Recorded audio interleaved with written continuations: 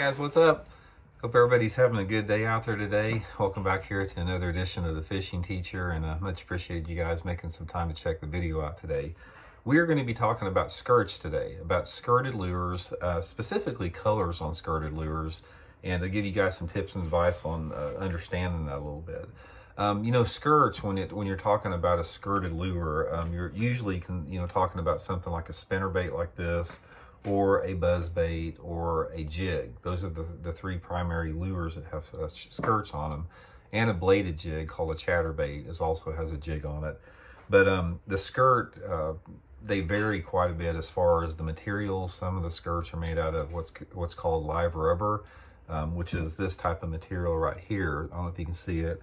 And some of them are made out of a material called silicone, which this is.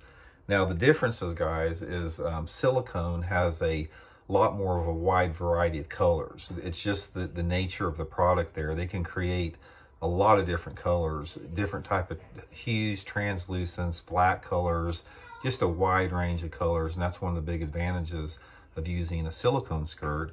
The live rubber comes in a lot more limited colors. You have a handful of colors like brown and black and green and orange, some of the more basic colors, but the advantage of a live rubber is it has a different action in the water. And sometimes the bass prefer it over the silicone. It looks a little bit more alive in the water. So the main thing I want to do in today's video is give you guys just a basic foundation of how to choose your skirt colors on your lures. In general, one of the things you have to do, like if you're using a spinnerbait or a buzz bait or even like a swim jig, is you got to realize that bass identify the prey with basically color shades. If you're using some type of a white like this, it's generally, you're trying to mimic a shad or some type of a bait fish.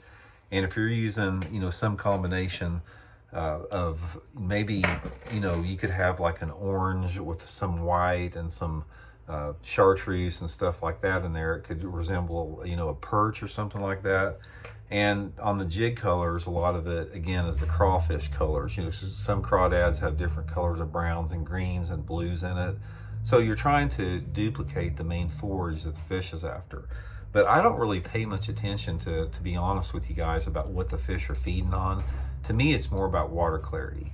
So here's my basic rule of thumb. It's like if the water is, dirty, say for example, you've got, water visibility of, 12 inches or something like that. I like to use some type of a brighter color or a color that silhouettes itself. Now, black is a good color in dirty water because it silhouettes itself.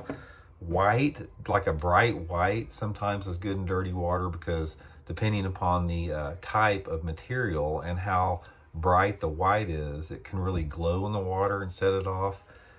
So the brighter or darker colors in the dirtier water, and as the water gets clearer and cleaner, that's when more of your natural colors, like your browns a little bit, some type of a more subdued color, your browns and your greens will work a little bit better as the water clears up.